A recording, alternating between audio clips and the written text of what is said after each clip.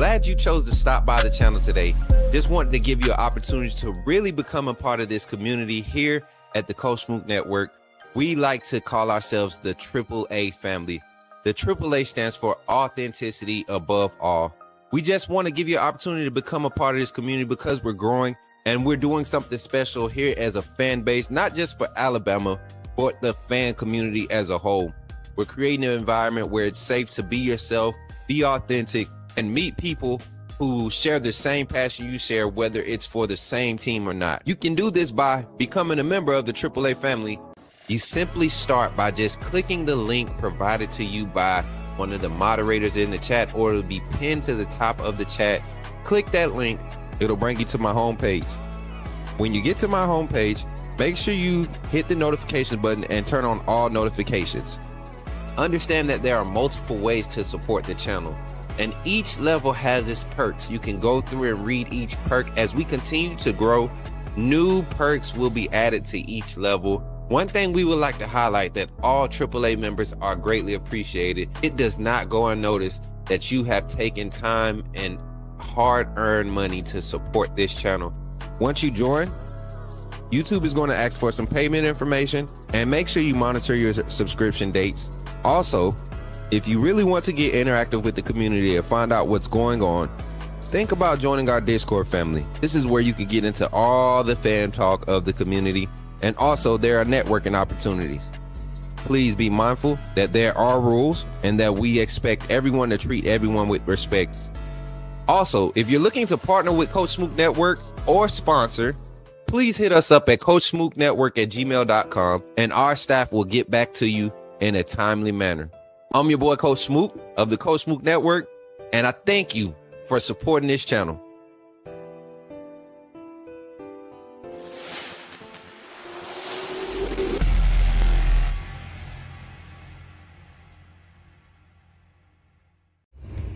Remember, when you see me in the streets, holler at me. Say, put me in the game, Coach Smook. Put me in the game, Coach Smook. Put me in the game, Coach Smook. Like, share, subscribe. You know we keep it live. Put me in the game, Coach Smook. Put me in the game, Coach Smook. Put me in the game, Coach Smook. Put me in the game, Coach Smook. Put me in the game, Coach Smook. Put me in the game, Coach Smook. Put me in the game, Coach Smook. Put me in the game, Coach Smook. Like, share, subscribe. You know we keep it live.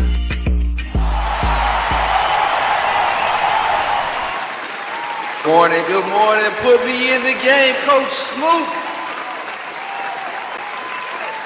Let's go, y'all. Listen, today, oh man, who left the air on last night? Come on, man, who? Jesus, and 31. I went to the gym. I got to the gym about 5:45, 5:35, something like that in between there.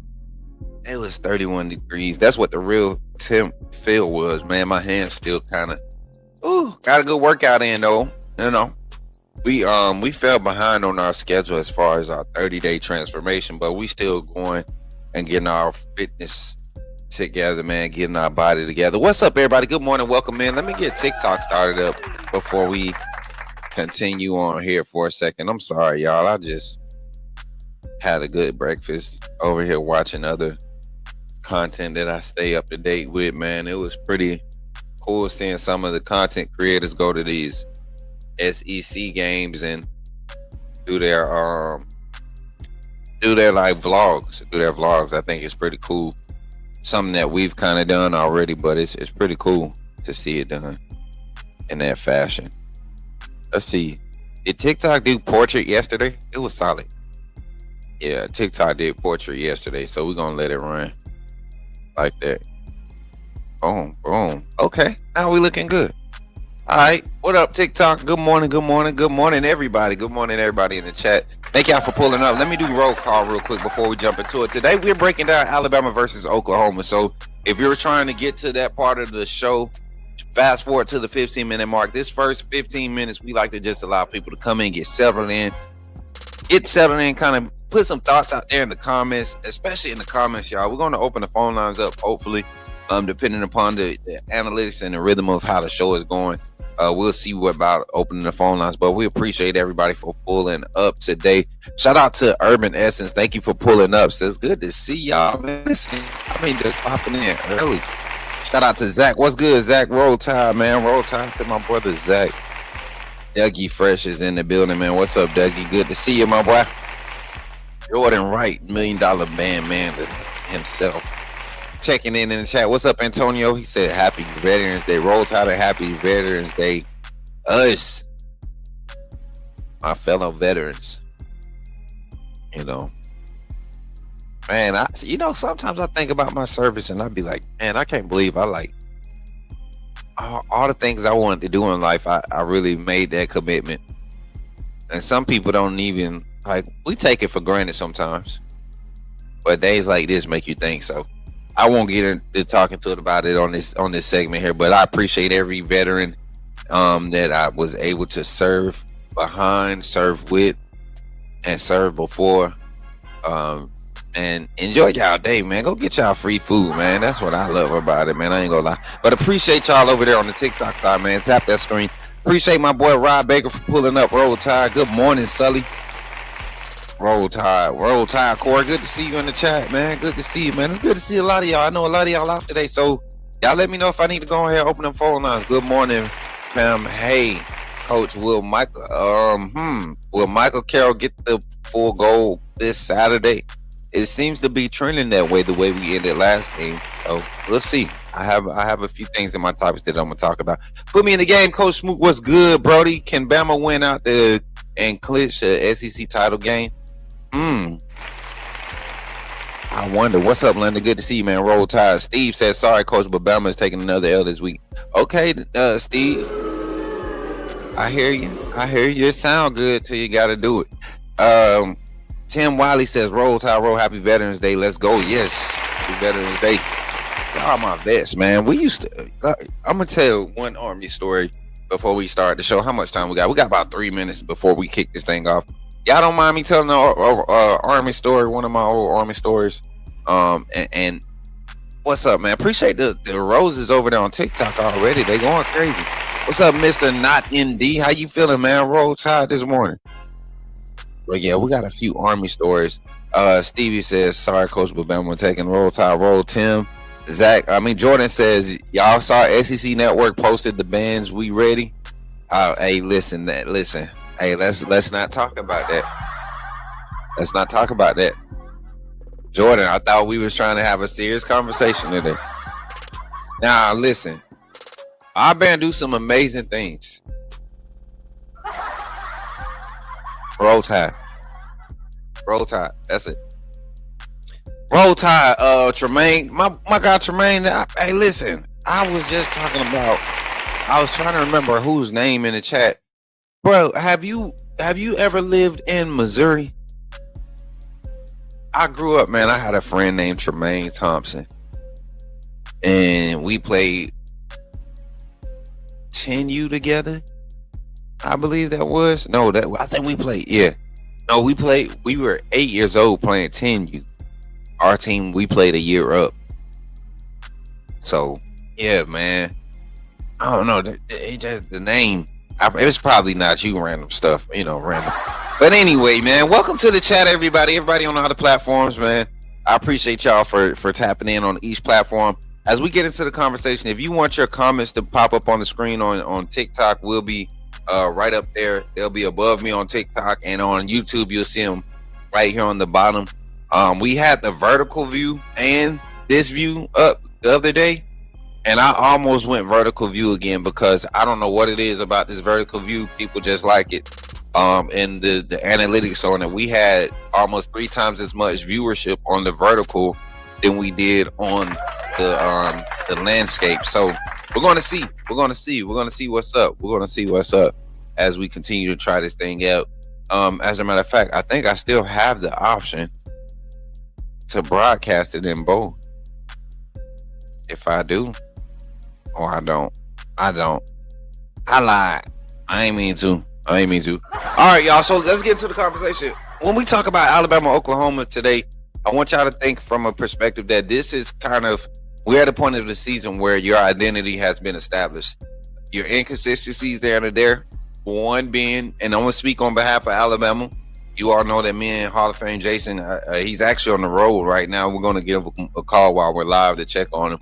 But one being the run game, its inconsistencies, not the fact that we can't do it, but how inconsistent it is and how unproductive it has been up until this point in some key moments. We're going to look at it. We're going to dive into it and really wonder. We're going to be able to decide if that's a factor that's going to keep us from being able to win in other type of games. Okay.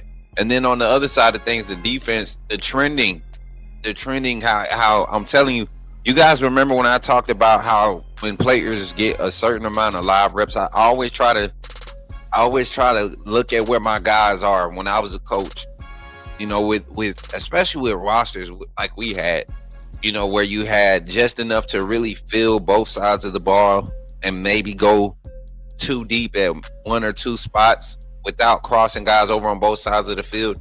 So we got to a point, my second year as a coach, we got to a point where we had that type of depth. And then we had some young guys that could really play some quality spot minutes. And so once those starters, though, once those juniors and seniors got to like the fourth game, you know, because of how many reps they were playing the game, you're talking about 55 to 68 snaps a game that season. You know, around this third or fourth game, we knew what our team was. That's around that 100 snap mark. And I kind of started coming up on this philosophy, and it transferred over to and kind of carried over to each level of football that you see. The more consistency you see in live reps, the more you can see like the development factor of where players' peak is going to be for that season. And I think Alabama's defense is just now starting to trend upwards towards that peak. So we're going to dive into those conversations, and I'm going to kind of lay out the things that I see from the Alabama standpoint and how I evaluate it, what Oklahoma balances out and does to attack it, and how we approach it this weekend. So if you ready to get into that conversation, somebody type in the chat, say, "Put me in the game, Coach Smook." We're going to jump into this conversation right here. Y'all ready? Let's do it. You're talking about Jalen Milroe and the Pips? The perfect weak side linebacker, right? Put him next to the mic. Not going to take us a lot of time, but I want to say that I'm excited about what. Okay, forgive me, my brother. What's on your mind? Oh, I'm good. I'm just still sorry for all the other content creators now that we have this mega star back in our presence. All right, chat, let's get to it. The conversation of the day, Alabama versus Oklahoma. What does it look like? What does the feels around it give? Let's talk about the what we know. We talk about point spreads and all of that. Everybody gets into you know, all of the betting and the numbers and stuff. So I'm gonna go to ESPN. I like using ESPN. They give us straightforward. And I thought I always close out this tab right as I'm going live. I try to clean up. I call myself cleaning up my dashboard up here on my screen, y'all. I can't wait. See, that's why we praying and we asking God to, you know, continue to bless us in our growth and our networking, so we can get a full production team. That way I don't have to use any mouses, whatever you want to call it. And we'll have a full production team, and Mary J could be standing around with her headset and her clipboard telling other people what to do so that we can be squared away. But I appreciate y'all for supporting us. We're going to get there one day, man. It's happening. I feel it. Thanks to y'all, man. Thanks to y'all. With God, everything is possible. All right, chat. Let me pull up the conference schedule. SEC. Okay, Alabama, Oklahoma. And it was crazy that it was a 2:30 kickoff too, man. I thought we would get prime time, but I understand Georgia, Texas, both of these elimination games. You want to give both of them that airspace. You want to make that money. ABC making their money this weekend. I tell you that much. The Red River rivalry. Okay, you know this is year 2 where both teams have come in and they pulled some crazy upsets last year, with Texas kind of just taking over the SEC and making their statement. Then Oklahoma pulling the upset with Jackson Arnold. So it's crazy to see a lot of these things happening and how they're transpiring this season and what our team is developing into right now with Alabama and Oklahoma. The over-under is over 45.5. The spread is 6.5 for Alabama, -6.5. It started at 7.5. It started at 7.5 a point since it opened up. And the total points is 45.5. And I agree with that.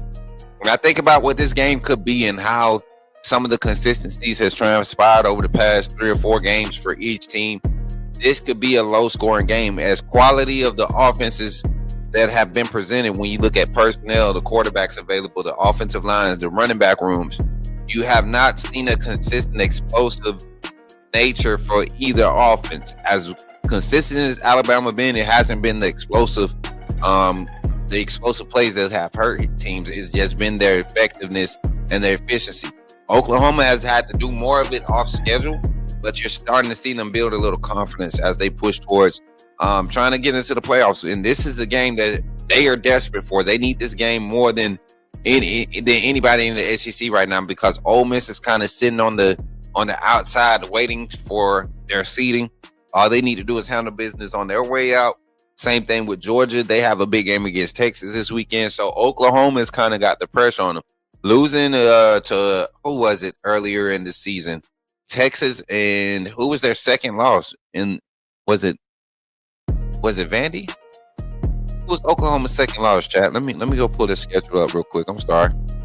I thought I forgot. Ole Miss. Okay, I'm tripping. I couldn't remember. They didn't play Vandy. They haven't played Vandy. And Texas, oh my God. Texas looked up. I think Texas is in for a rude awakening against Georgia.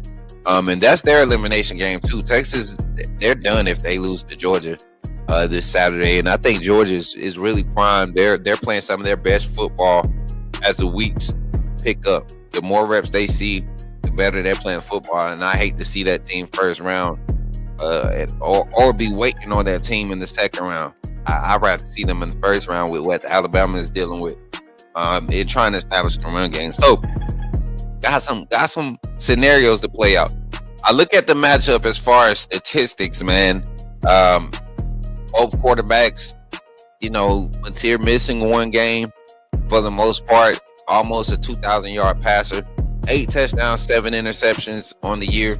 Ty Simpson almost 2,500 yards, 21 touchdowns, 1 interception. The rushing yards, similar issues. Both teams struggling to establish an explosive run game or a consistent run game, but both lead backs are productive backs with their yard per carry averages. Both offenses, in their inconsistencies, can run the ball. We'll talk about that. The receiving yards, the receiving leaders, Isaiah Satega, the third for Oklahoma, 692 total yards on 49 receptions. Jeremy Bernard, 41 receptions, 6 TDs, 605 total yards. And then you see the same type of pressure. Surprisingly, going into this game, everybody thought that there would be a sizable difference as far as which defense was better. And if you look at the statistics, Alabama and Oklahoma virtually match in some of their major statistics, even with some of their statistical leaders in those stat groups, the sack leaders. 6.5 by R. Thomas, who might not be ready for this game.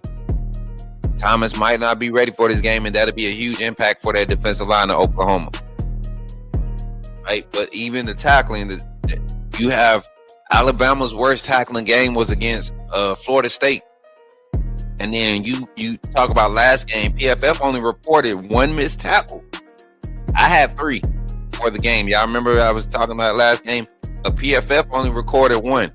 So let's say 2 missed tackles just in case PFF trying to offer me a job, and I might have seen something they didn't see, and they seen something I didn't see, right? You know what I'm saying? We always making a pitch. We always trying to grow, chat. So I look at it and I say these teams are virtually built the same. The offensive systems want to press you vertically. It's about being able to take advantage of those and being able to hold up front against athletic fronts. These teams are virtually similar. A lot of outlying factors are what are going to matter Defensively, let's talk about the defensive impact. I'm glad Mary J started with the defense. Defensively, let's talk about what Alabama's defense has been able to do statistically against ranked opponents on the road this season. Not on the road, at home this season. Okay, you had Vanderbilt come in; they were ranked. This team, Vanderbilt, was averaging 32 points a game. 32 points a game, right at 200 yards rushing per game. 31 rushing attempts, 28 pass attempts was the average. 312 passing yards coming into that game against Alabama. Alabama's defense was able to knock them not just with total yards. We know they broke a 75-yard explosive run, and Diego Pavia broke for 28, 30, 32 yard or something like that on a broken play, a QB scramble. We're not taking away those instances, right? But outside of that, Vanderbilt was only averaging 1.8 yards per carry outside of those two explosives, to the point where their average number of rush attempts per game, 33, was cut virtually in half. That's how effective Alabama's defense was as far as tackling efficiency. Only 4 missed tackles in that game. Compared to last year in that game, you're talking about 14 missed tackles, 6 of them coming in the first quarter, I'm sorry. Kane Womack spoke on the effectiveness of effective tackling. Being able to put your defense in position to not have to make a lot of chase down tackles, but every tackle they're coming from an angle, we call it vice grip tackling, to where you're coming at the perfect angle to be able to wrap up and drive through. Or if you're going to come in at an angle to get your shoulder in there, you're coming at an angle that is favorable for you to make a solid tackle. So the physicality standpoint from the defense is going to be important. Alabama has virtually matched what Oklahoma has done. Oklahoma is leading in all the defensive efficiency statistical categories. All the major categories that kind of matter and what you rank your defenses at, Oklahoma is leading in those. And I look at the numbers that they're producing. When teams line up to play against Oklahoma, it's hard to score against them in the red zone. Same thing with Alabama.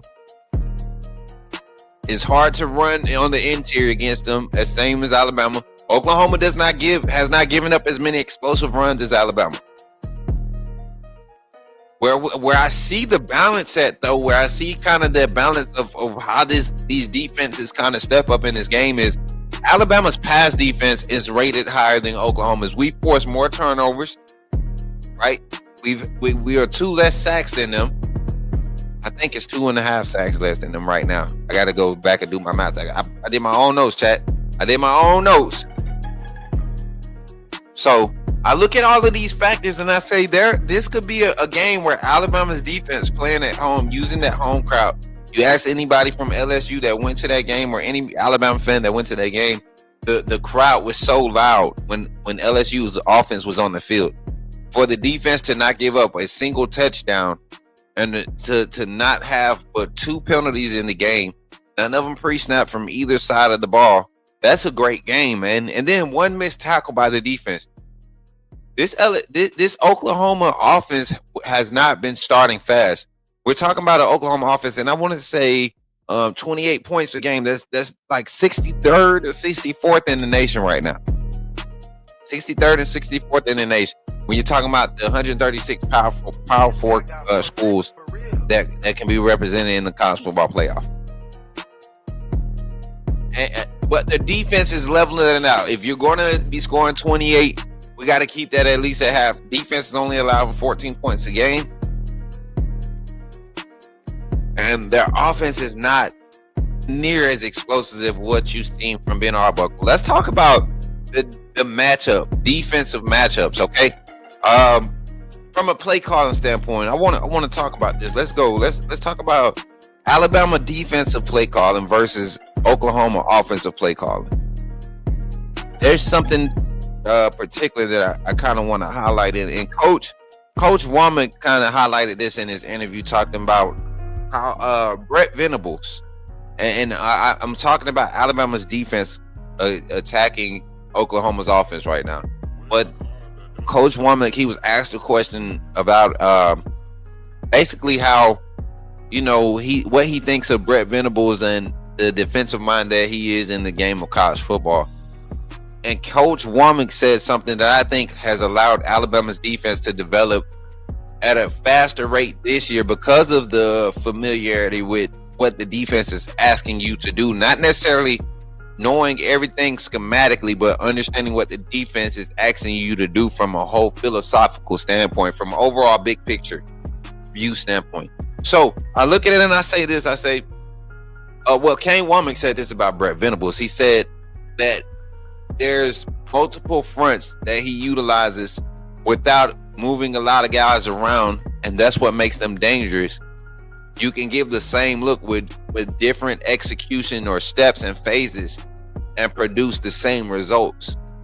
So it allows your guys to respond faster. And if you think about it, that's what's happening with Alabama right now. You look at the inside linebacker production right now and the way that we're able to send second level pressures with our stunts and how effective LT Overton, Keon Keeley, London Simmons, Tim Keenan, James Smith, Yanzi Pierre, Edric Hill, Asaya Fega. Who else has been going crazy on that front, man? The defensive line group has really, there's a solid rotation there. I said Keon Keeley, right? 31. Can somebody please give it up for 31? I told you all that sometimes you don't have a superstar practice player. Sometimes you just got a guy that can show up when the lights are on and really go out there and make plays, and that's what Keon Keeley is. But back to my point, when you have the effectiveness that you have in your front seven that you're seeing from Alabama, when the offense starts slow, especially on the road, Oklahoma is only averaging 4.8 points in the first quarter this season. That means they're basically able to move the ball. I mean, one game I think they only had 27 yards of total offense in the first quarter after two possessions. The offense is forcing other offenses off the field and giving them opportunities they're not capitalizing and getting points off of it. Like Alabama, Oklahoma has struggled to get started in the first quarter. But unlike Alabama, Oklahoma has had some early key turnovers in the first half. Alabama is leading the country right now in first half turnovers. So there's a lot of averages right now that Alabama's defense, a lot of tendencies that Alabama defense showcase on a down-to-down basis. And I was kind of talking with Jason about this, and we both said it's crazy how Alabama's defense, every time they need a big play, right? Every time they need a big stop, a turnover, they find a moment to where they capitalize, and they found like a rhythm on how to do that. They pick their spots perfectly. And I'm not saying that some of those drop picks are done on purpose, but it seems like when those guys truly lock in and they know a play is coming, they see their opportunity, they see they've created a moment or forced the team into something that they were planning for, have prepared for. That's what dangerous defense. So Alabama's defensive matchups, I look on the perimeter, the Oklahoma wide receivers against Alabama's secondary. This is going to be a game I truly believe Kane Womack might take a page out of LSU's playbook and kind of really put pressure on the line of scrimmage in front of John Mateer, who's been very inaccurate. Anytime he has pressure, anytime there's somebody at his feet, his evasiveness is not as effective as it was early on. People are kind of finding those schemes that can contain him, and he drops his head a lot, and he's not great at throwing the ball on the run. Now creating space and extending the pocket to get a pass off, he does a good job. But as far as throwing on the run, getting pressure on him, that's going to be a key factor. And so on the back end of things, you're going to need discipline on your coverage. We can't have a lot of Deshaun Jones type mistakes this game. And I'm not joking. I'm not downing the young man. But even this last game, Red Morgan in my opinion, needs the opportunity to go ahead and start the game and set the tone. He really does. Monty Jackson is trending back upward with his play. Hasn't truly been tested yet, but let's see what happens this game, because I think Mateer is going to be really. They're playing relentless this game. They have everything to play for. They have so much to lose. You know how most teams say we got nothing to lose. No, they have a lot to lose. So I can expect Mateer to kind of try to step up He hasn't yet. When the big lights have been on, John Mateer has yet to step up. Yo, what up, Jason? Good to see you in the chat, man. Where you at? We're just gonna call you on the phone line in a few minutes. We got about 5 minutes before we open the phone lines. I'm breaking this game down real quick from an Alabama standpoint before me and you have our show together. I think we're gonna do ours Thursday or Friday night. One of these nights, man. We might go bowling up there in T-Town just since we're gonna be already up there. Oh, I'm just spilling all the beans, ain't it, man? But anyways, man, I look at the strengths. Let's flip the page, Mary J. Offensive matchup. I think the key matchup is going to be Alabama secondary versus Oklahoma's wide receivers and their passing attack. The front seven, I truly believe, will be able to get pressure against this offensive line of Oklahoma. Other teams have done it. Tennessee was able to do it early on. They kind of got away from it when Mateer and that made a few plays with his legs. The run game kind of woke up in a few moments, kind of like what Alabama has done with their run game. It woke up in the right moments to create space for the passing game to do what they need to do explosively. So I look at the matchup and I'm not going to say who I like right now, but I see those matchups being the key difference in how this game turns out. I flip it on the other side. Offensive matchup. Alabama's pass game has been their bread and butter.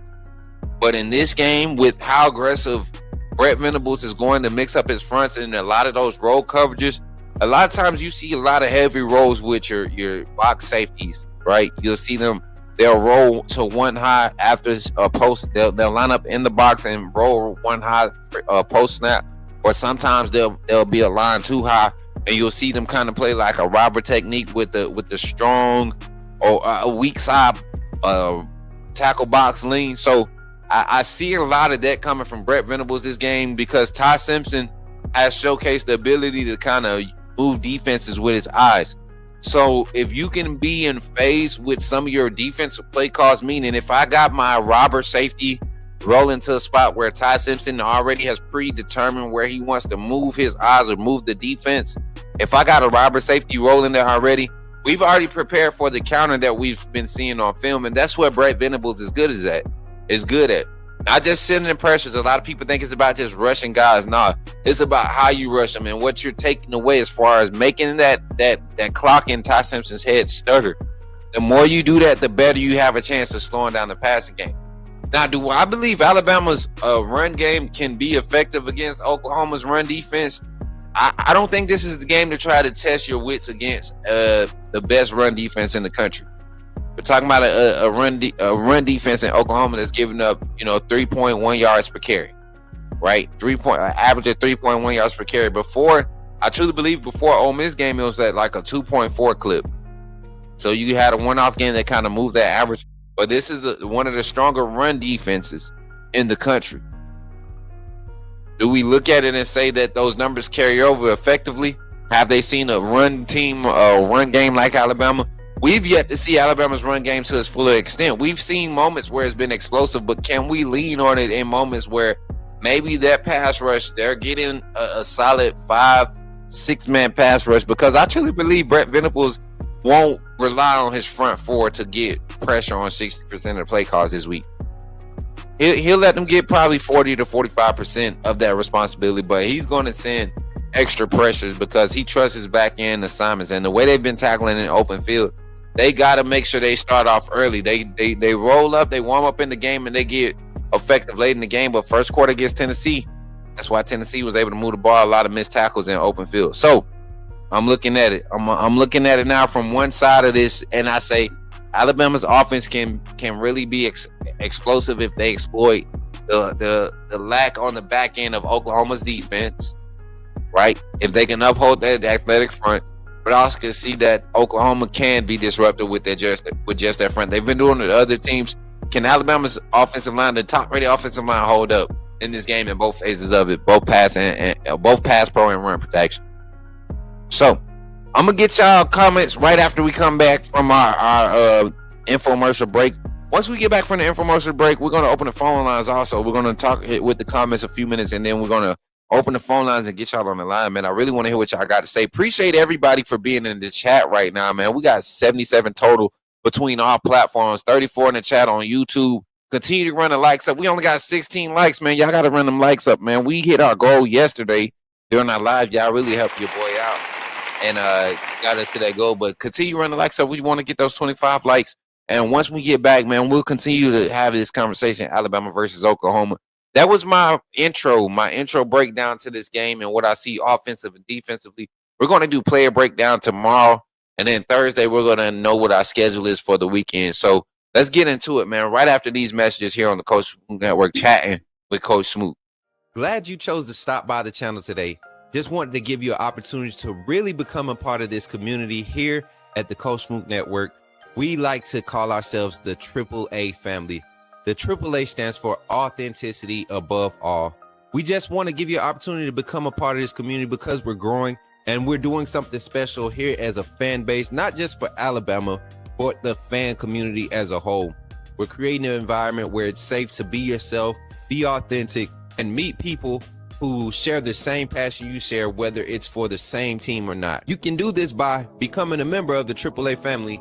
You simply start by just clicking the link provided to you by one of the moderators in the chat, or it'll be pinned to the top of the chat. Click that link. It'll bring you to my homepage. When you get to my homepage, make sure you hit the notification button and turn on all notifications.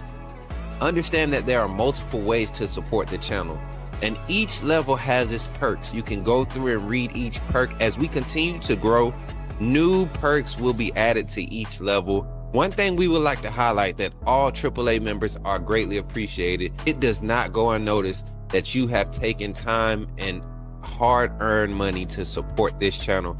Once you join, YouTube is going to ask for some payment information, and make sure you monitor your subscription dates.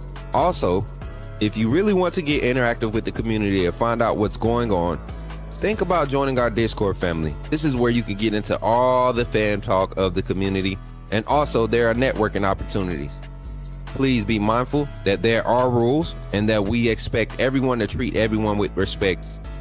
Also, if you're looking to partner with Coach Smook Network or sponsor, please hit us up at coachsmooknetwork@gmail.com and our staff will get back to you in a timely manner. I'm your boy Coach Smook of the Coach Smook Network, and I thank you for supporting this channel.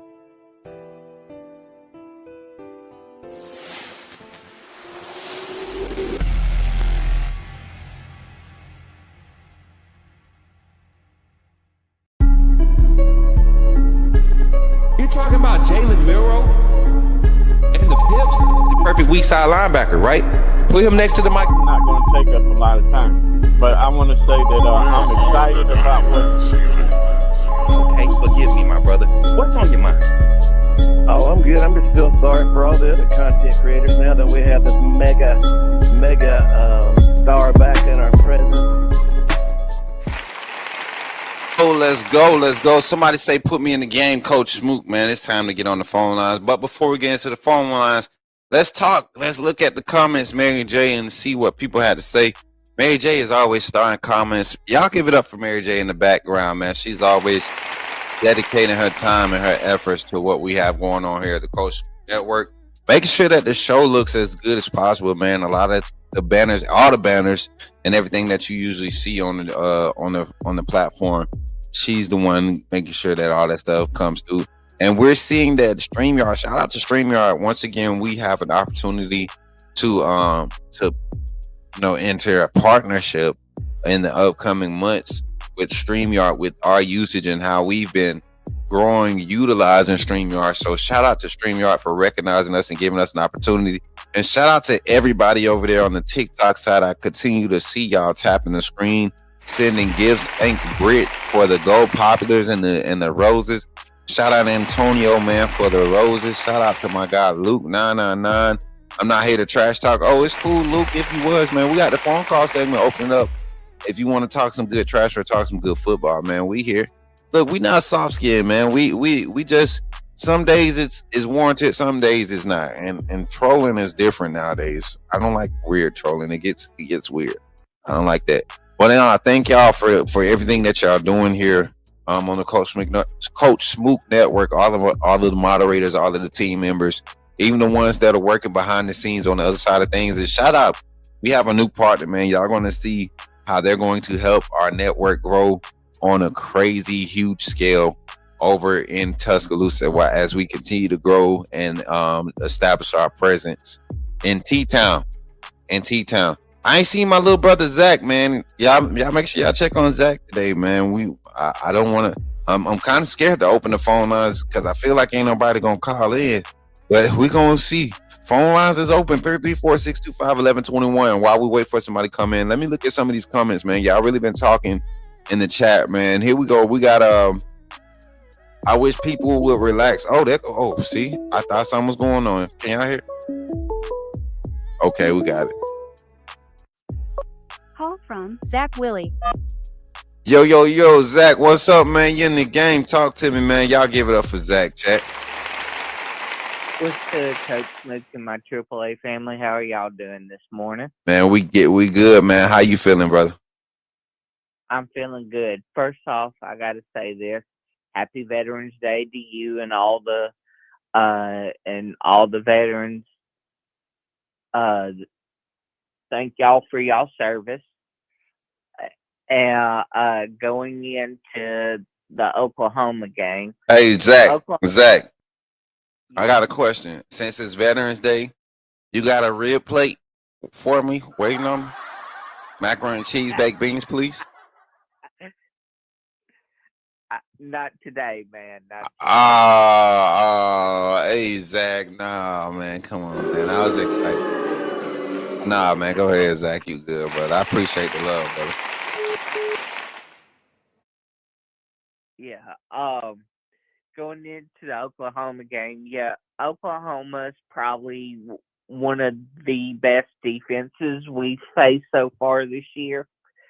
And from a schematic standpoint, and Brent Venables is one of the best defensive-minded coaches we have faced this year. And so I believe that they're going to have some stuff up their sleeve for us this week, especially since they had a bye week last week and get an extra week to prepare for us. But ultimately, I think our offense is more consistent and more dangerous this year than we was last year. Right. And yeah, even with the lack of run game, I think how our wide receivers have been competing this year and how accurate Ty has been in those moments to where we needed key plays, and he's been able to throw dots to our wide receivers to get it to where dots. That boy Zach said dots. I like that, Zach. That boy Zach said dots. I like that. But you're right, man. He's been crazy. What do you think is going to take for Ty to get back on track, so to say, this week? I don't think he had a bad game, so to say. It was just a shaky game for him. It was his worst game, but it was still like a game. If you looked at it, what he did statistically, that's a winning game for a lot of other quarterbacks across the country. What do you think he does to get back to the Ty Simpson that we had come to know, that was really like looking comfortable in the pocket and stepping up? What do you think it's going to take? I just think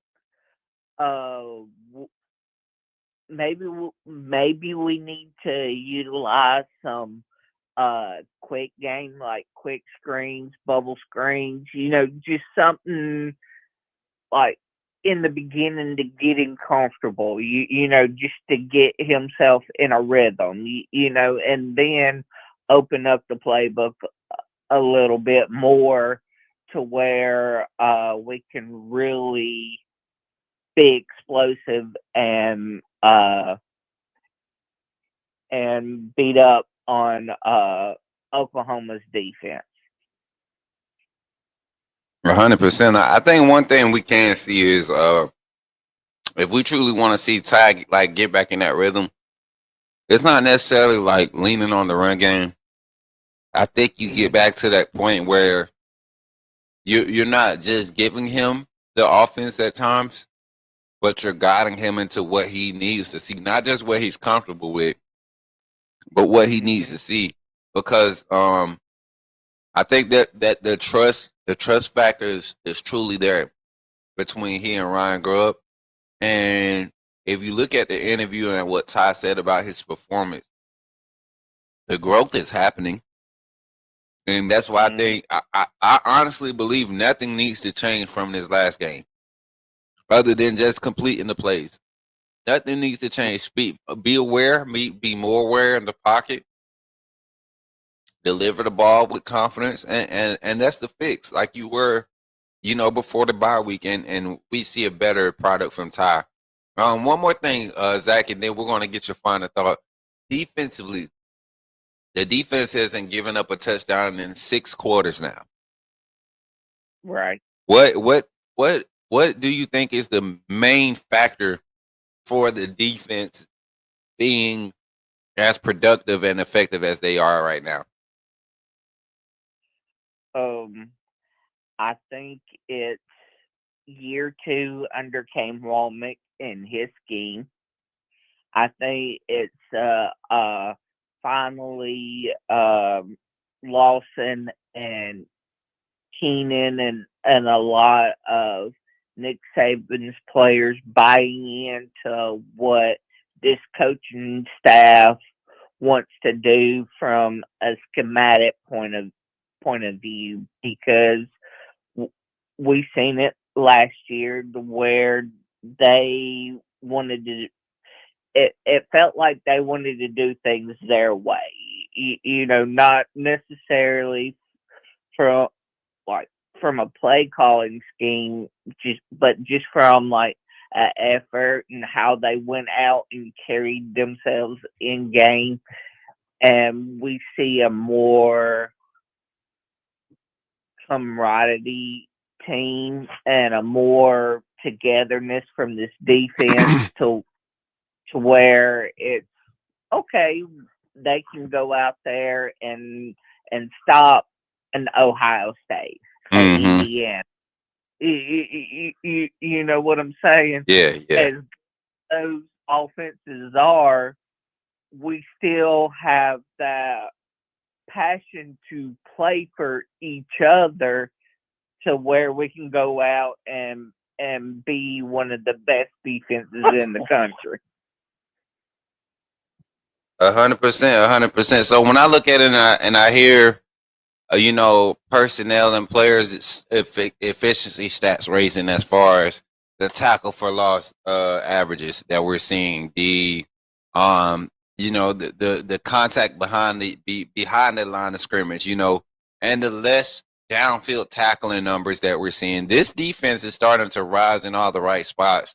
Our tackle rate, 7 yards and under from the line of scrimmage is shot up by like 40% in the last 3 weeks.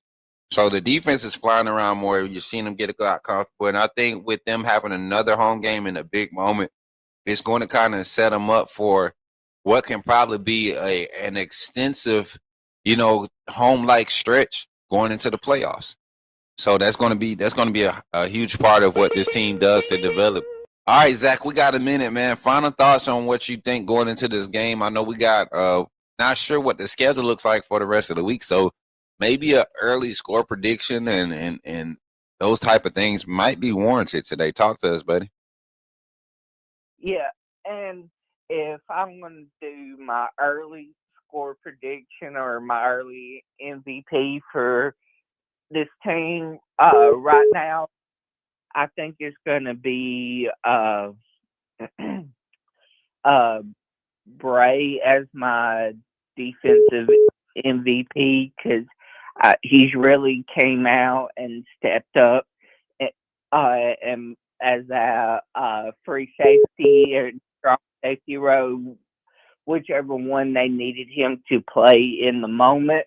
And then early score prediction, right now I got it like a 24-21 Bama, because I think it's going to be a close game. But I think Alabama, is just going to be able to do a little bit more to pull this one out. 100%, Zach. 100%. I think they on the right track, man. I think Oklahoma's got enough to make it competitive.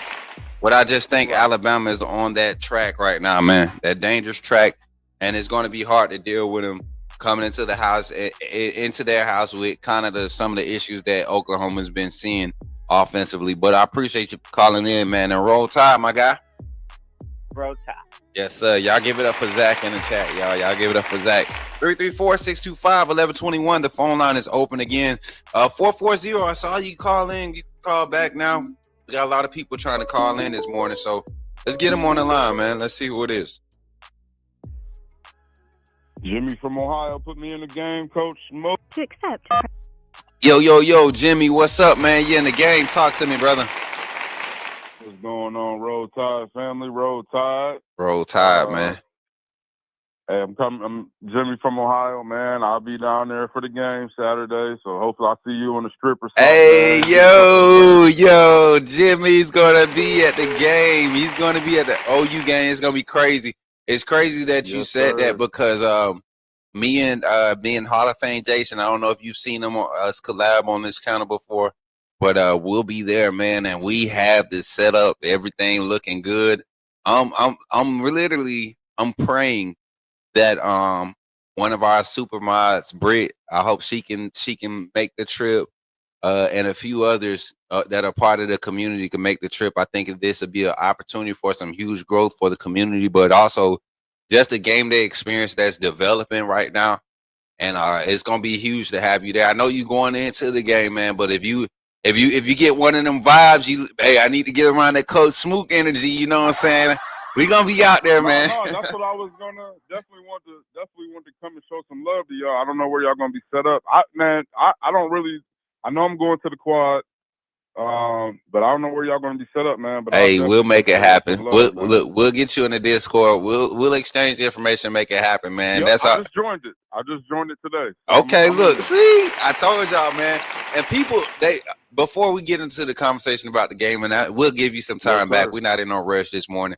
But no, go ahead. This is what I believe people really discredit or discount when you're talking about. I don't consider myself a content creator anymore. I really take what I do seriously on the professional side of things in this industry, as far as being a sports media personality, somebody that when you speak about sports, the things that you say can be checked factually or they could be debated from an educated standpoint. And I think that's what makes it a profession. And when you create a space as a professional for people to feel like that they can speak with you on a common level and what they say matters to the point where they don't mind hanging around you. There are people that I watch break down NBA games, and I swear I would never hang with them. You get what I'm saying? So when people have the desire to come around guys that really, I may say some things that you disagree with when it comes to your thought process and how you process the game of football. But to be like, hey, yeah, I'm cool. It's cool. I want to meet up with you and link up. I think that's pretty cool, man. So I appreciate you for expressing that, man. We definitely going to make that happen. And y'all, AAA family, y'all keep on doing what y'all doing because y'all the ones making us feel welcome. So that's what I wanted to say, man. Sir. Yes, sir. But go ahead, Jimmy. Yes, sir. I look forward to it. I just want to say a couple things, man. I'm not going to put too many names out there, but I listen to these other Bama shows. I listen to your show every morning. I listen to the other Bama shows, and it's always so negative, man. So negative. This is gonna be every game is a trap game for Alabama. Every game this is gonna be a struggle. This is gonna be the best team we played. Every game is can the offense get it done? Can the defense get it done? Man, this team is 7-1. What, 7-1, right? Or 8-1? And if you would have told me last year coming into the Oklahoma game or after the Oklahoma game, that Alabama this year will be 7-1, undefeated in the SEC play, just 2 games away from getting a definite playoff berth, I wouldn't believe you. But I think we so focus on the negative and what we can do better that we're not appreciating that this team is maturing before our eyes. Facts. This wasn't the same defense against Florida State. Facts. This wasn't even the same offense against Florida State. Facts. Every week we have gotten better.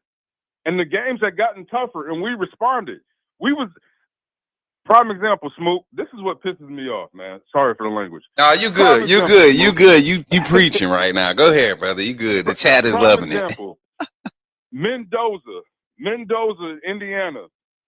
Oh, that was a gushy drive to win against the 3-5 Penn State. Okay, cool. So where's the same love for Ty Simpson leading us to win with 2 minutes, down 8 points against South Carolina? it. Right. It's not consistent. It's not consistent. Jimmy, Right? Jimmy, if I could interject for a quick second, Go ahead, man. brother. Go ahead, The please. thing is, it's not like it's just the commentators live during the game, right? These are other Bama podcasts, bro. Like these are supposed to be like, and I got criticism for calling out the very flaws that we're seeing show up in Ty's game. Like the very thing that I said we're going to be an issue or hump when they get presented, they were going to be challenges. And the fact that he's overcoming them doesn't mean that they aren't there, right? So we've seen Ty twice this season get mentally rattled to where either he's not taking the deep shot or he's missed on the deep shot. That was an evaluation from Coach Saban and his staff when Ty was in contention. The same thing was a concern last year when when Sheridan and Coach Kalen DeBoer took over and had the competition between him and Jalen Milroe. The difference between this year and those years is in practice, he has it now. The repetition's there.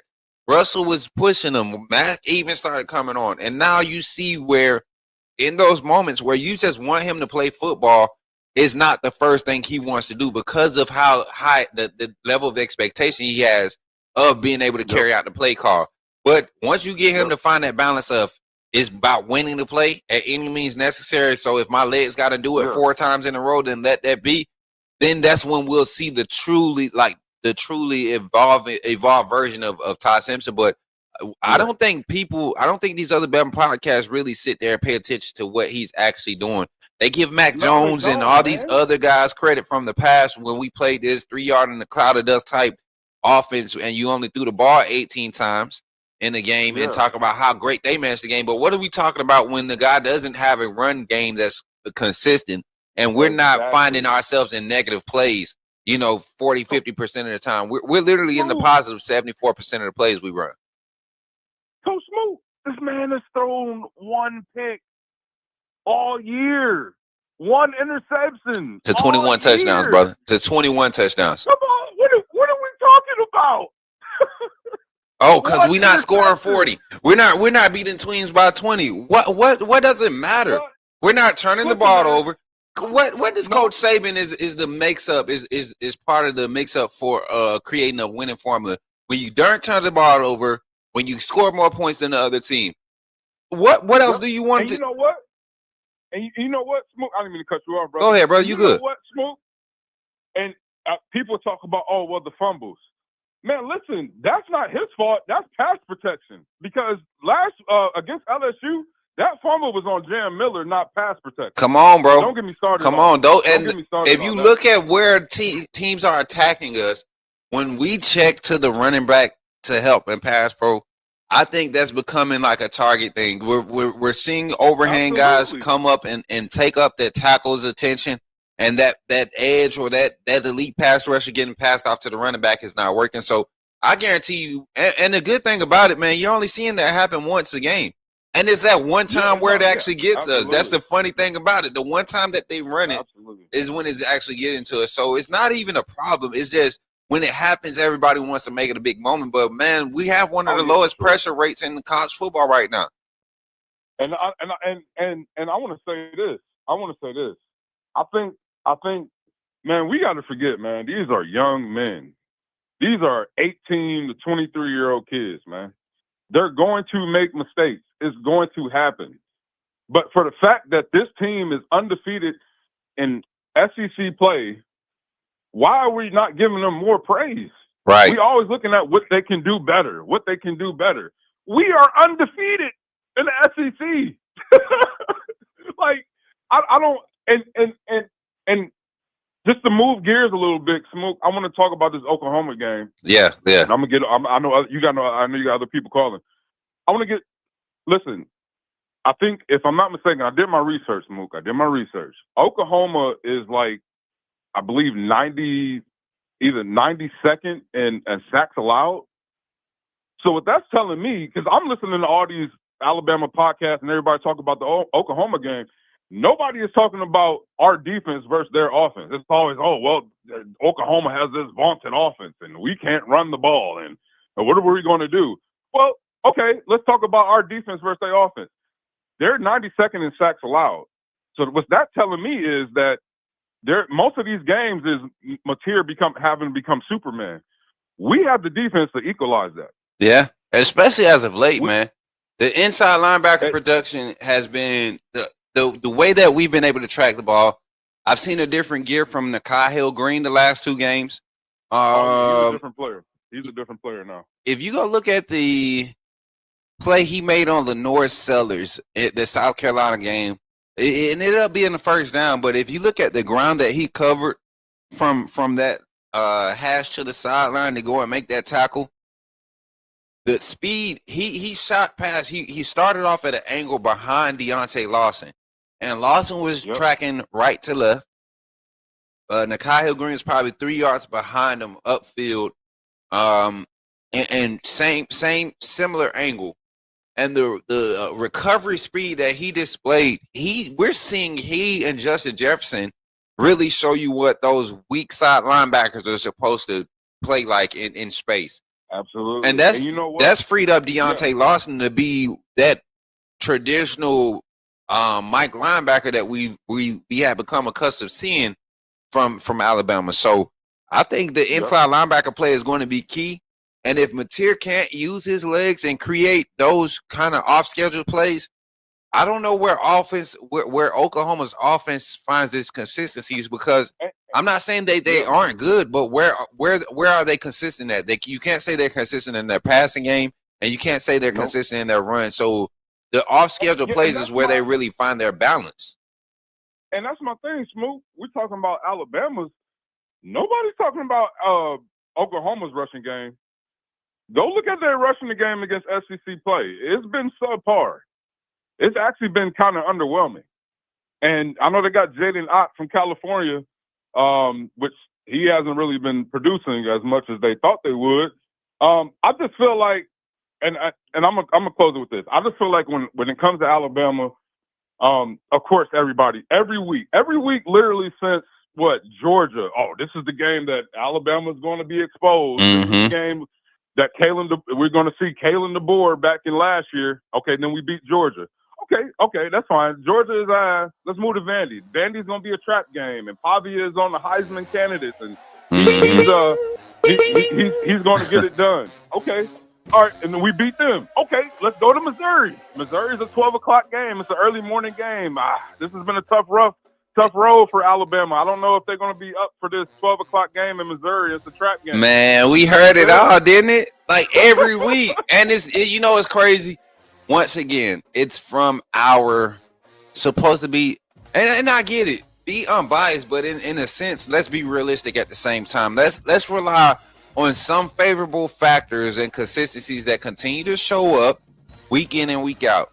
And if you can build a synopsis off of that, you will find there are more positives in favor of the Alabama Crimson Tide rather than some of the worthy and what we call them formidable opponents that we show up and play against. These are not trash teams that we're playing up against. It's just when our A game is put up against their A game, I just look at it from an unbiased standpoint. Your best game, your best product versus our best product, I think it favors our product at the end of the day. That's all I'm saying. And I'm gonna leave it like this. Smook, we gonna win out.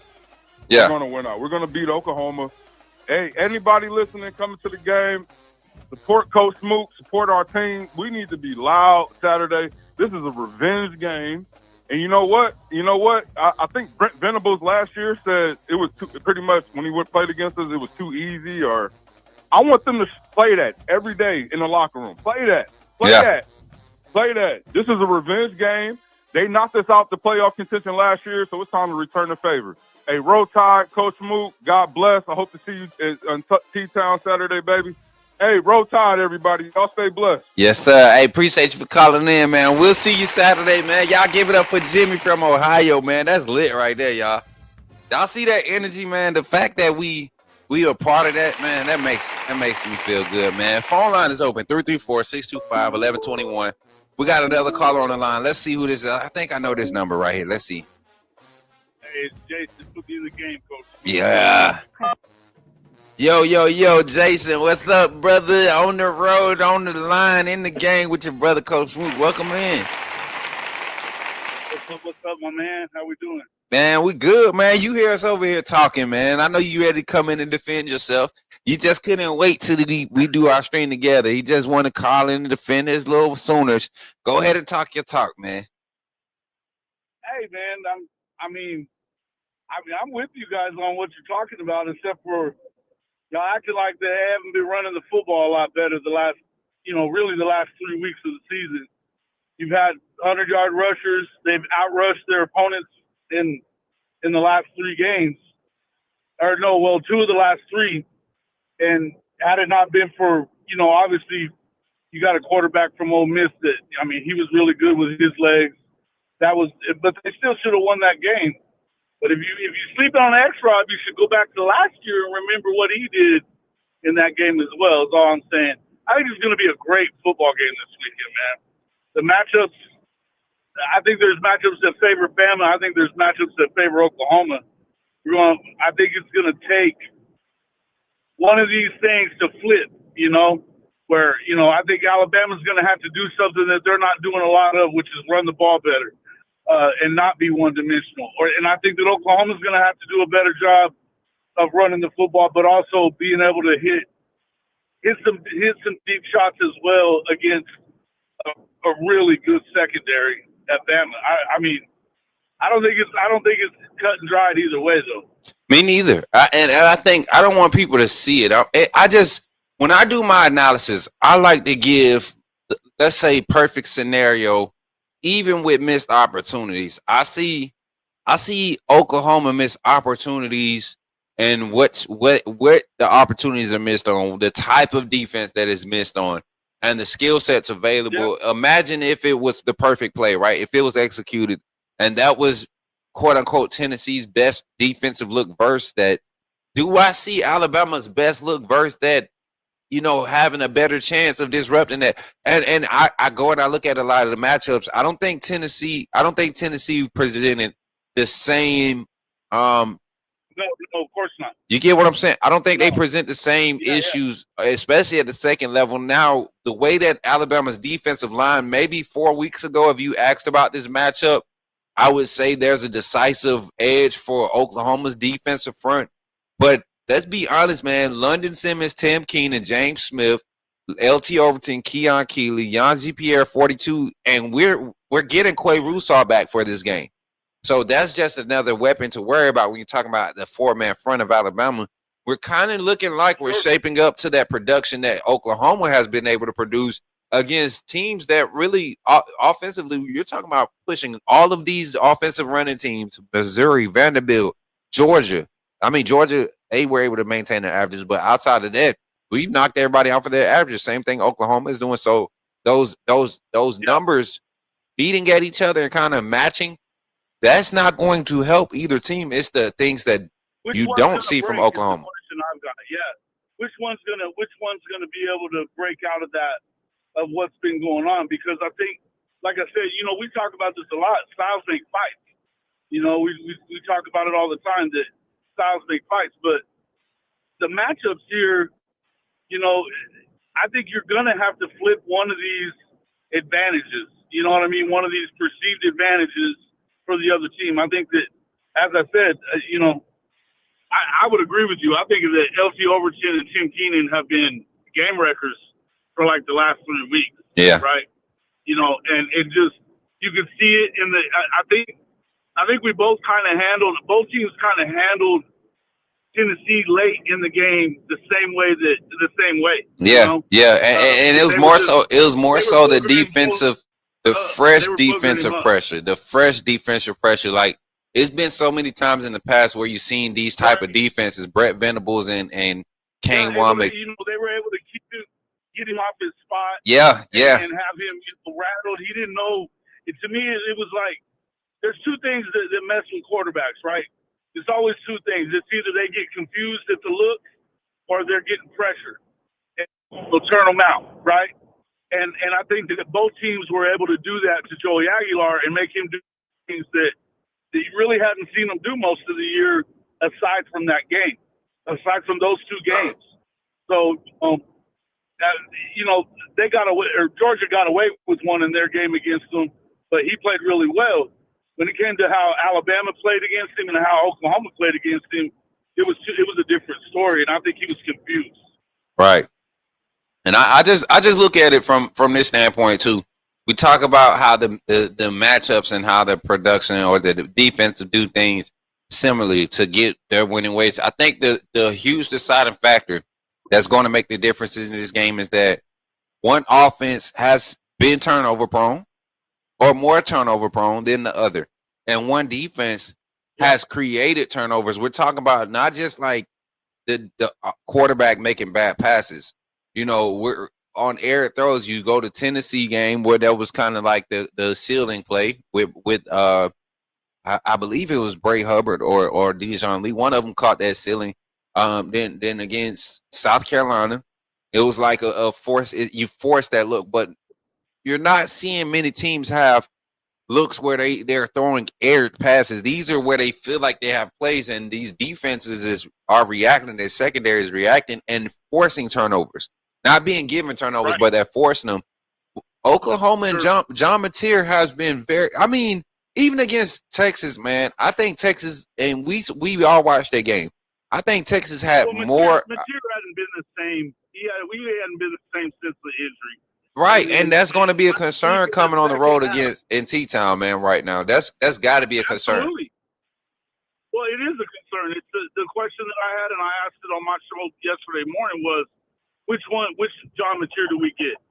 Do we get second half from Tennessee John Mateer for the whole game, or which is the first 4 games of the year that what we saw out of him, or do we get Texas, Ole Miss, and even to some extent South Carolina John Mateer, who was unsure of himself and missing wide open receivers, not even seeing them come open. Yeah, that was pretty bad. That was pretty bad. I mean, listen, man. I've been the guy that's being hard on him and kind of taking heat for it, and that's fine. I'm good with that because I expect that. This is a guy that you paid $3 million to come in here and lead this football team, and you're leaving a really good backup player that's young but he's got considerable talent, and you're leaving him on the bench, and talking about red shirts and shit when you're going for a playoff. To me, that's wild. It's wild, right? But in the end, look, here's the way I look at it is, he's going to have to play well. And right now, you said it earlier, I think I heard you say it a minute ago, that Oklahoma's got their backs up against the wall, Coach. They do. They got their backs against the wall because they blew the game against Ole Miss, and they definitely blew that game against Texas. And you can't, you don't have any more room for error. Now, one thing I will say is they seem to play better away from home. They would be, if they were able to win this game, that makes them undefeated in the SEC on the season, on the road. So that's huge. But maybe they're better backs against the wall, but you're going to have to see it, man. And that's, I tell you, just like I kind of said last year, and I've been saying it, throughout the year right now, is that, look, it's hard to expect this football team to go into Bryant-Denny Stadium against a team that you got to win against last year and kept them out of the playoffs. I mean, this is a revenge thinking team that you're going to face, and they're a better football team than they were a year ago. This is a totally different offense. The defense, I believe, last year did enough to allow us to win. It was really good. Yeah, it was really good last year too. And honestly, Jason, I think this is the game where I was like, okay, I feel like the defense really had to figure it out. this is okay. Last year at this point, we had just beat same thing. LSU had just came off a big LSU win. I think before this week though, before Oklahoma was South Carolina. I think last year was South Carolina, then Oklahoma, if I'm not mistaken. Somebody in my No, it was LSU, and y'all had whooped them. Oh yeah, because Miro had ran like 4 touchdowns on them last year.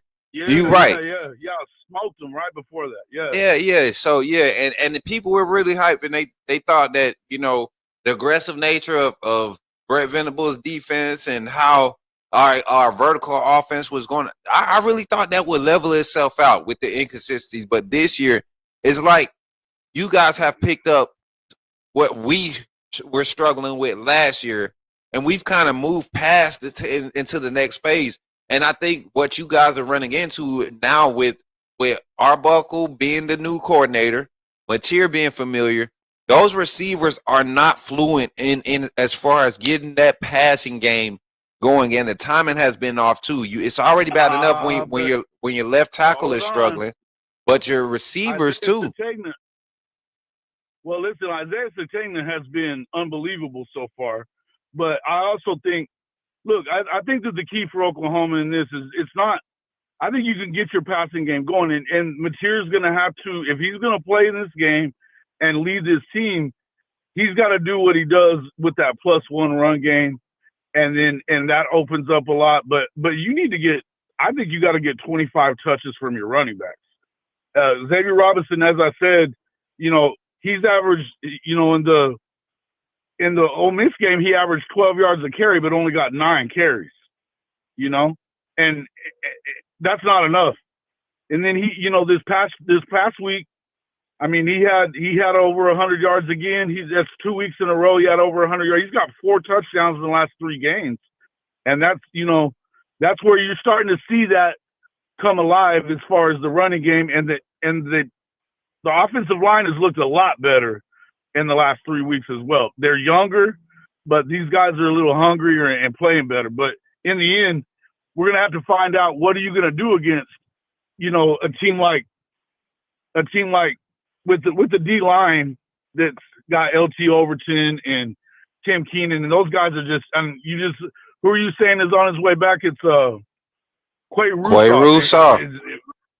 Bro, Quay Russaw is a bad dude too. So I look at this as they're really kind of underrated I mean, everybody's talking about the OU defense, and I think it's the best defense in the country, but I would also say, you know, let's not act like they don't have a nasty defense there in Tuscaloosa also. Right. And I look at find your way there. I look at how some of the defenses get a lot of accolades. I saw what Oregon, all the hype they were getting, and I understand Dan Lannon is a defensive-minded coach, but Oregon's defense does not look like they can go 4 quarters with Ole Miss or Vanderbilt or Texas. You get what I'm saying? Like, they don't look physical. They may fly around for a few drives, but Oregon, even Ohio State, I think their defensive front will truly be tested against a athletic offensive line with some of the caliber of offensive lines. They're not as deep.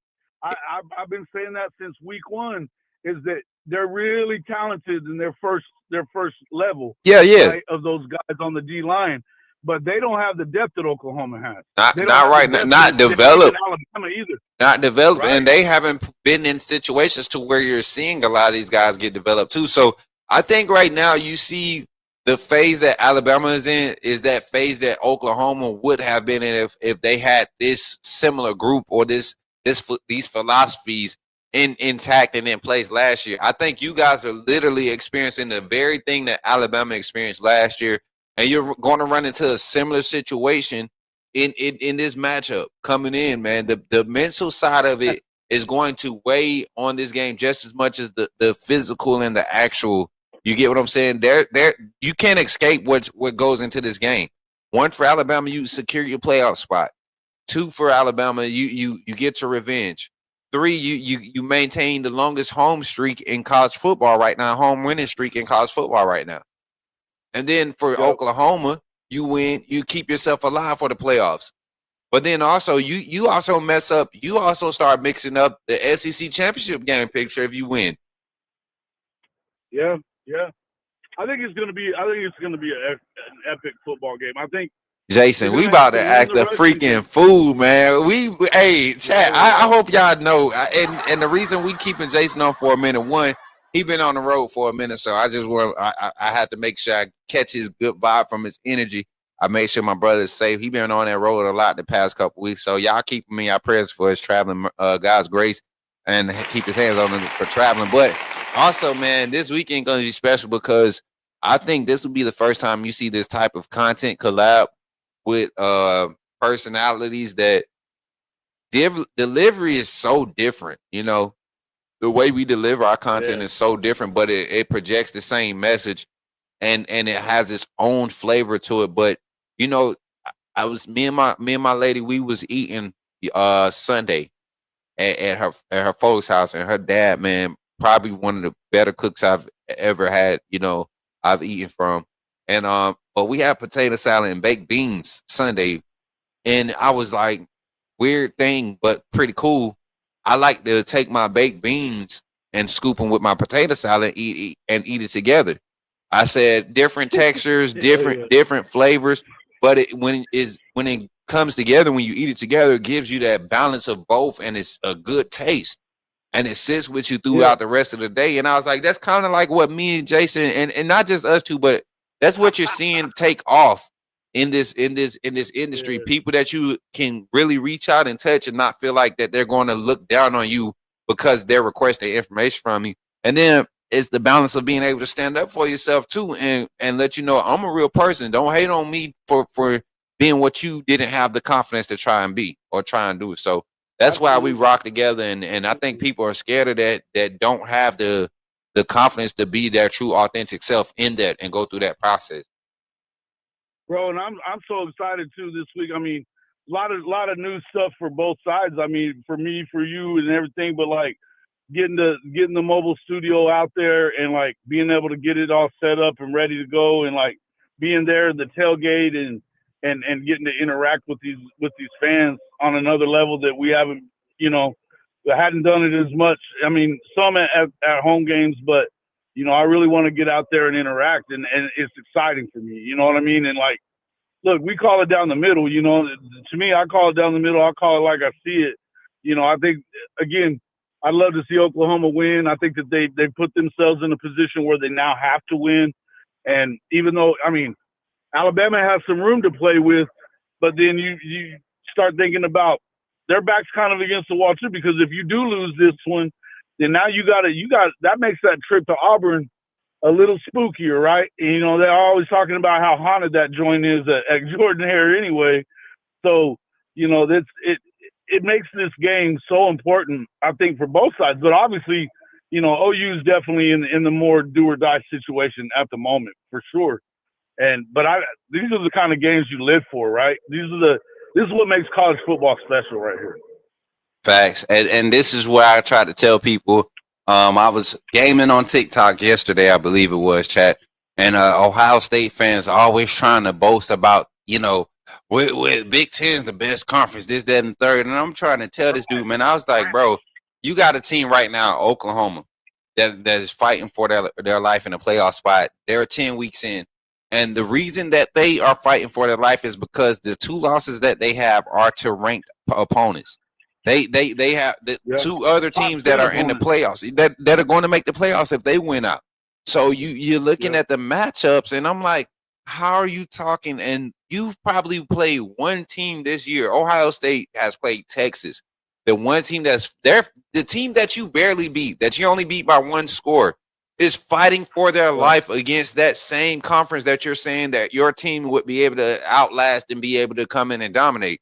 But that team that you struggled to beat is fighting for their life and their playoff chances in that same conference. If you struggle to beat them and you're only beating them by 7 and they're losing to other teams in that conference by 3 points, and come on, man, if we're going to use transitive property, make it make sense. Yeah, and the transitive property don't ever really. It never plays out. I think that Ohio State's really good. I mean, we know that with Smith, and then they've got Caleb Downs, and me and you talked about this last week. I think he's the best player in college football. I think you agree. And if it's not, it's probably Jeremiah Smith. You know what I mean? But that being said, Who have you proven it against that you really are this monster that nobody can stop? You know what I mean? I mean, what we over here beating up on who? Penn State? So what? You know what I mean? Like, who cares? And are we gonna get a win over Michigan finally then? You know what I mean? I mean, what the hell are we talking about? Because to me, there's two. I think there's two really good teams in the Big Ten, and I haven't been saying Indiana, and Indiana struggled their asses off with Penn State this past week. But I mean, I look at it and it's like, okay, is Oregon really good, or are they kind of good? You know what I mean? Facts. I mean, what are they? I mean, we're going in USC. Come on, bro. Come on. I think Michigan is probably a year away. I like Michigan, but I would just tell you that overall, that's a trash ass league. We had 7 teams in playoff position last week in week 11. 7 teams. I keep telling people, man. I keep telling people this is going to be one of those games where no matter the score, people will leave out of this game saying the same thing about if Oklahoma loses. I said this. People will leave out of this game saying, okay, if they had done this, if they had done that, this would be a totally different team. And that's what I've been saying about Oklahoma all year. I just, honestly, Jason, and I said it. We're going to find out where they're at. Mateer, yep. This would be the game where we find out what Mateer really was. If Mateer doesn't show up, if he does not show up this game, if the reason why Oklahoma loses this game is because of his ineffectiveness, if he doesn't impact this game, John Mateer's transfer to Oklahoma is wasted, in my opinion. Because and I'll even go one deeper than that. If he's not effective early enough in the game that you're in this game and giving this team an opportunity to win on the road like this, in a must-win game, and they don't go to Michael Hawkins at some point, then you have to look at this coaching staff and say, why are you wasting your time? You know what? You have on the bench. We're making the same point, but we have different approaches of what you get what I'm saying? Because you're looking at the staff. I'm looking at more so. Material is part of it as well. Yeah, but the staff is in charge of who plays, and I think that it was a big mistake to not have Hawkins developing. Yeah. How do you go with what you went through last year? As early as you do, it's crazy. How do you go with what you went through last year? Kind of like with Alabama and Jalen Miro, Ty Simpson situation last year. We didn't play around with who we thought would be the guy. They rolled with Jalen Miro. We didn't ever get a chance to see Ty get thrown into a situation where we needed a spark or we were trying to get him to win us the game. Michael Hawkins went out there and showed multiple games where he changed the momentum of the game. His presence made the offense. The play caller was trash. You bring in a new coordinator, you bring in a new quarterback. You're getting similar offensive results with inconsistencies. Why don't go back to the guy that provided the spark last year and give him an opportunity? 4-3, big arm, works with Kyler Murray's pop. And I'm not saying he's the most accurate, but he can definitely play off schedule like you did. Well, that's the thing. I mean, is he accurate enough to be better than the 52 and 54% that Mateer passed for in the 2 losses? Man, listen. I mean, I think he is. He is. And so, I'm not. Listen, I will say this about John Mateer, and just to kind of balance this out. Look, the second half of the Tennessee game, John Mateer looked like a different guy. He looked more like the first 4 games, John Mateer, right? More confidence, playing with more moxie, delivering balls. Now he had a stupid interception towards the end of the game that he definitely should have. He got to want that one back. But again, he's got to play like second half John Mateer, not first half John Mateer in that game, because half of the game isn't going to get it done against Alabama. But I'll even say this. Joey Aguilar played 2 totally different brands of ball, and what he played in the first half against Alabama with no turnovers, but I think he was like 8 of 15 or 7 of 15 passing or something like that for 64 yards. They only had like 82 rushing yards or something. They broke off like one explosive to get majority of that 82 yards, but his majority of his passing numbers and stats did not. In the first half. Otherwise, if it wasn't for the 3 turnovers that they forced him into in the first half, Oklahoma's probably getting blown out. Exactly, and that's the thing. That's the thing. Like, you're not getting that with Ty Simpson. You're not forcing, and we're not saying it can't happen. Bro.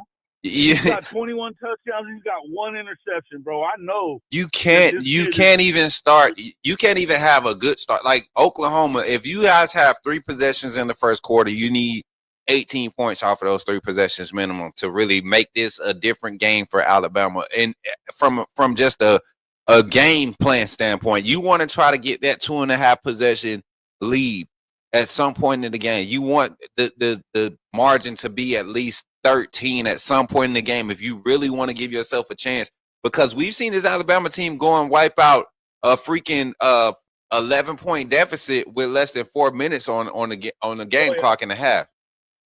Right, and I wouldn't expect Oklahoma to be able to wipe out a deficit like that. Now, what I would say is my expectation is if you're going to be in this game and have a chance to win at the end, that when you get stops, particularly in that first half, you got to pay them off. Right. If you're able to if you're forcing 3 and outs, or whether it's a turnover or 3 and out, or just a punt, whatever, if you've got to pay that off, whether it's with a field goal, and we got a great field goal kicker.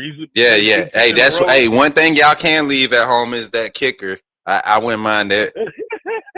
I wouldn't mind that. We got an extra one for you. We got 3 scholarship kickers, so we got one y'all can borrow. We'll run. No. Hey, no. This one on the house. I got you. I promise. I got you. With booty shorts, man. I'm gonna stick with booty shorts. No, as a matter of fact, I'm gonna call Courtney Morgan right now. I'm gonna be like, hey, bro, let's let one of them boys. As a matter of fact, I'll go kick for Oklahoma this game. That's what I'll do. I'll do that for y'all. I got y'all. I swear. That's what I think that's what you're gonna have to do. And so, in order to do that, you're gonna have to. Mateer's gonna have to. He's going to have to play good football from the start. Yeah. Right?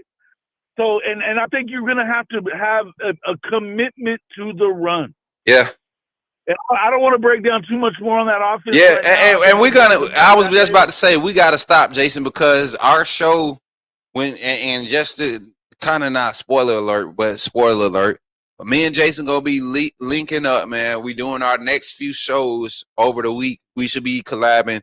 And the kickoff show, the kickoff show for Saturday morning, it'll be kind of collab format, post-game call-in show. I'll be hosting. We'll be in the same area, though, and what's going to be crazy is being on campus is we'll have actual people there walking by. We got a lot of people. They know that we got – spread the word, man. Coach Smook Network, Hall of Fame family, we are going to be in T-Town this weekend. Jason, on the way out, man, tell everybody what's up, bro. Hey, man, it's going to be a blast. Like I said, this is a big weekend for me. I'm excited about it. First chance to get first time I've been to Bryant-Denny and got to experience game day in Tuscaloosa. I'm excited about it. Excited about getting a chance to, collab with you and just interact with this Alabama family that you guys got. Nothing but respect I think for the most part, you see a lot of that from both sides. Yeah. A lot of respect from both of these programs towards each other. And I, how I am about it. I'm not one of these people that hates on Bama. Everybody wants to beat Bama because there's a reason. Yeah. They've been winning a lot.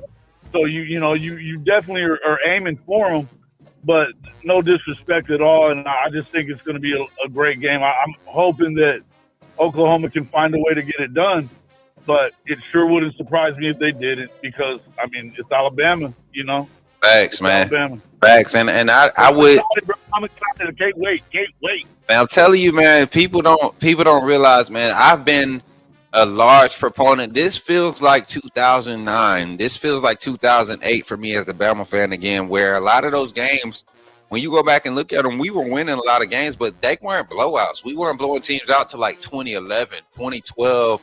Not even then. That didn't really start till Lane Kiffin and Sark came in the picture. So We're talking like 2014, 2015-ish when we started seeing When those they got crazy more offensive explosive. games. Yeah, So yeah. I don't Got know, more man. explosive I on the miss this offense. style. I miss this style. It ain't 3 yards in a cloud of dust no more. It's a lot more spread out and in space, and you see a lot more exciting plays and crazy juke moves, dudes. I've never seen so much hurdling in my life, man. I mean, and the tight ends are the ones that's doing it. Like it's not even the running backs, the wide receivers. It's the tight ends hurdling everybody. That tight end y'all got that's been making all these grabs, bro. Josh Cuevas. Bro, That boy nasty, but even I'm telling you, man, I think this he's a game, threat. if you had to be aware or be scared of somebody that might pop this game, it's 81. Caleb Edwards. I seen him in a lot of situations. Last game against LSU. If they're trusting him with those certain concepts, I think they're starting to build him up for it because he's a speed mismatch from that traditional tight end spot. So that's going to be something that's going to be to watch closely going into this game too, as far as matchups. We ain't paying attention to Latier Brooks too. Hey, leave my boy alone, man. Leave Lottie alone. He ain't bothering nobody. Lottie, good man. Don't think we don't notice him. That boy too fast, man. A touchdown on the board yet. We don't want him to get one on us. Hey, we gotta find somebody that's able to lead him because he just too fast, man. You can't lead him. I don't know what's wrong with him. That boy got bionic juice in his legs or something. I don't know, man, but for real, man, he's stupid fast, bro. He's made some big plays. And it's a matter of time before he breaks out, I think. Oh man, we'll see, man. But be safe, man. I'll check in with you after the show, bro. Okay, brother. All right, man. Y'all give it up for my brother. Y'all give it up for my brother Jason, man. Roll Tide, man. Hey, that was a good conversation. Good way to close out the phone call segment, man. Appreciate everybody for calling in. Thank you for the few calls that we had. Listen, we got some gaming content we getting back on today. Is Veterans Day. Once again, I'll be relaxing, enjoying my Veterans Day. But y'all know, man, we've been having some great shows, man. Continue to run the likes up. I'm looking at the likes, man. We hit our 25 like goal already. Now we at 30 likes on the stream. 30 likes on the stream here on the Coach Smook Network. T Boomer, what's up, man? He said Kanak is going to be a problem in this game. I don't know, man. Y'all tight end, I like them, but I like what our inside linebackers have been doing on the defensive standpoint in coverage, run support, run containment, blitzing. I think we've had one of the more productive inside linebacker rooms as of late across college football. And Oklahoma's team defense has been playing great. So I appreciate the quality of game that we're going to be able to watch and enjoy this Saturday. My guy Jay Penny says, happy Vet Day to all my brothers and sisters in arms. Same to you, my brother in arms. All my battle buddies, all my airmen and soldiers and Marines and seamen and all that good stuff, man. I appreciate y'all for y'all service and just remember, don't count it. Don't disregard the fact that you made a sacrifice. No matter what level you served at, a deployment don't mean you did more than somebody else. The sacrifice to really put your life on the line. I don't think people realize when you join the military. When you join the military, you sign your rights away. You have to defend the rights of others, and in doing that, you can't have your own personal opinion. You can't share your political views. Some of your religious views have to be suppressed. To fight for others. People's freedoms to be able to express themselves, protest, and do other things, speak out however they want to. And that's why law enforcement, I say the same thing about them. It's a hard job, man. We're humans just like everybody else. The mental that you have to really go through to commit to putting your life on the line for people that you don't even know, on a daily is different. So I commend everyone that services this country. And we can all have our personal views at the end of the day when it comes to politics and all that. But at the end of the day, what's wrong with being good people and taking care of each other and loving one another? And shout out to Cindy, man. Shout out to Cindy. It's her birthday. Give Cindy a shout out in the chat. Y'all give her some birthday love in the chat. Listen, Cindy, it's your birthday, girl. You better celebrate. We're gonna celebrate big time this weekend We're gonna party hard this weekend. If you in T-Town this weekend, y'all better pull up on your boy Jason Watkins and Coach Smook. I will drop the location in Discord of where we will be at. The location we will be at, man, y'all just gotta meet my boy Grayson, man, and his people. It's gonna be a vibe, man. It's gonna be fun. It's going to be fun. It's gonna be a freaking movie. But happy birthday to Cindy. Talking about she getting old. Happy 35th, girl. 35th birthday, that girl. Turning 35 on us. Let me stop. Keeping it young. You're going to be a what? You're going to be a what? A fairy? You're going to be a fairy? Thanks. I want a victory for your birthday. Hey, I'm gonna coach it up. I'm trying to get the live game sim set up to do it tonight. We're gonna see if we can get an Oklahoma user to pop up and play the game. Listen, if y'all see anybody using Oklahoma on TikTok or anything, let me know. Let me know if y'all know any Oklahoma podcasters that play the video game. Let me know. I'll go whoop up on somebody this week. I feel like whooping some tail. So I appreciate everybody for pulling up, man, and tapping in with the Coach Smook Network this morning. Chatting with Coach Smook, as always, is brought to you by the AAA family, sponsored by Helping Hands. And we got some other. I gotta put my sponsorship video together now that we have contract in hand. We got some revenue things that we are going to be able to benefit from, so we can help the content continue to grow. Continue to run the likes up on all the platforms. TikTok, continue to tap the screen, share it up. Don't forget, come over to YouTube. Make sure you're subscribed on the YouTube channel at Coach Smook, as we're on our way to 4K subscribers. We're a little bit under 300 away. We're a little bit under 300 away from getting to our next goal, man. And appreciate y'all for all the love today, and for all of my fellow veterans and everybody that's counted it an honor to serve, man. We appreciate you. Thank you for the reactions on Facebook. Kamar, appreciate you. Rick, what's up, brother? Good to see you, man. Happy Veterans Day to you, my brother. And most of all, let's remember those who have lost their lives and sacrificed their lives for this country. We celebrate them and their sacrifices today too. And with that being said, remember, when you see me in the streets, holler at me and say, put me in the game, Coach Smook. I'll catch you on the next one. Oh, roll tide, roll. Y'all be blessed, man. Put me in the game, Coach Smook. Put me in the game, Coach Smook. Like, share, subscribe. You know we keep it live. Put me in the game, Coach Smook. Put me in the game, Coach Smook. Put me in the game, Coach Smook.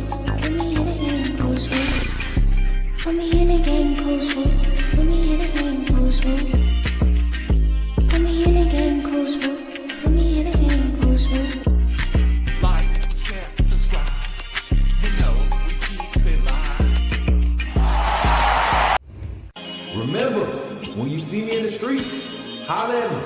Say, put me in the game, Coach Smook. Put me in the game, Coach Smook. Put me in the game, Coach Smook. Like, share, subscribe. You know we keep it live. Put me in the game, Coach Smook. Put me in the game, Coach Smook.